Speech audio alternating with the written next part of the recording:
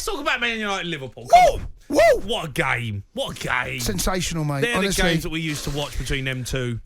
It was a brilliant watch, Do you wasn't know it? what? We don't actually get games, and I don't know whether this is my memory perhaps not served me as well as it used to. And I'm not sure we got these every week, but it felt like we had more of these type of games in the past. Have I got that wrong? It felt like we had more blockbusters. I don't think we get blockbusters anymore. That was a blockbuster. Yeah, Do we get those blockbusters? And in the league, I don't think we really do we? Tottenham, Arsenal, Tottenham, Chelsea. But blockbusters like Liverpool, Man City. Yeah, they're Liverpool, like, Liverpool Man City. The Man United Liverpool one has not been a blockbuster for a while. No, it's not. I can't remember the last time I heard Old Trafford like that. No, that was stellar. That was stellar. proper. That was top draw, wasn't it? The two arch rivals going up against going each other. Going toe to toe. It was like two heavyweights slugging it out, landing blows, missing, one going on the deck, getting up, having a fight. It was sensational stuff. And when you get to that stage, I mean, I can't quite believe that Liverpool allowed themselves to be counter-attacked on their corner. No. That's the bit that I can't get my head around. Dying moments. Because you never get to Liverpool like that. No. You don't. You just simply don't get to Liverpool like that. Crazy. They are. And at that stage of the game, if you can't win it, don't lose it. Yeah, of course. And I think that's why Klopp got a little bit antsy about that. Yeah, he was. I mean, look, just on that, because we've got to address it, because it has been a big thing over the last 24 hours. And I'm a bit like, I know we've had a chat about it. Yeah, he was probably a little bit out of order in his remarks to the interviewer on that Scandinavian, was it TV? I don't know. Someone said Norwegian TV. Norwegian TV, Scandinavian TV, whatever it was. But I also have to kind of like, he does a lot of interviews, Klopp. A lot. And that was probably, the 8th, 9th interview that he's had to do, of getting asked the same questions and talking about intensity. And, he's just lost against Man United in the FA Cup, where he's trying to go for the quad. I kind of have to feel a little bit for him in the sense of these managers, like they're gonna switch eventually, right? They're gonna have a moment where they're like, go away. Yeah, look, I actually agree with you. I actually don't think it's as bad as people say. He'll look back on that, and I think in a quiet moment will think, I could have behaved differently. But at that moment, when you're in a knee-jerk reaction after an incredible game, emotionally draining, and it's physically draining for these guys. And you're absolutely right. So for people that don't know, when you go through and you do all these interviews, they get put through something like somewhere between, depending how big the game is, 8 to 15 TV channels all around the world. Yeah. And they've got to do their own in-house channel and radio. It's so draining. So much.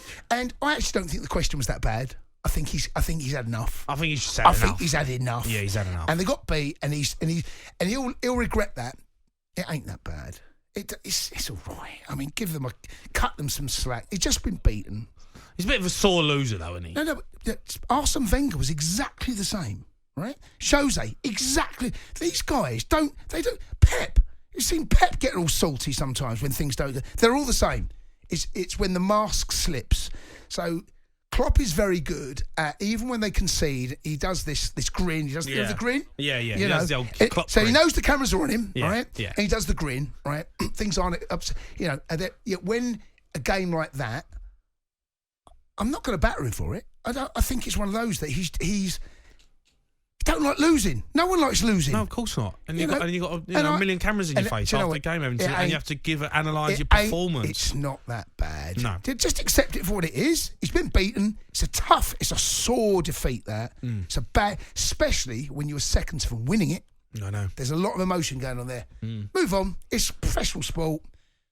No, we want managers to wear their hearts on the sleeves. We want players to, give. Oh, Texas the same now. And when they do, we dig them out for it. I don't mind my manager doing that, right? Someone's asked me. I didn't think the question was that bad, but in that at that moment, at that particular time, he's been through so much. Yeah. And this question comes. He's just had. What I will say, however, is I had a look at his team that he played on Thursday night. 8 of the starting 11. Started on Sunday. They started on Thursday. Yeah. They're 5-1 up. Yeah. So did he need to play the strongest team? Did he need to risk that team? Do you know? So I wonder whether there's a little bit of that knocking about in his head, and that question might have just poked the bear. Yeah, he's probably thinking, should I have started? I know we did run out of legs in the extra time. Yeah, so I know there's Slobosino. There's one or two players in that Salah that needed minutes. Mm-hmm. But could he have switched his squad up earlier in the Thursday game? I wonder if that's going through his mind. Yeah. All right, let's go to Shane. He's a Liverpool fan. All right, Shane? Hiya. Good, thanks. All right, Shaney. Shane, thanks for coming on, mate. You want to talk about the game at the weekend? It was a blockbuster game, and obviously Man United come out on top, but it was a brilliant game for the neutral.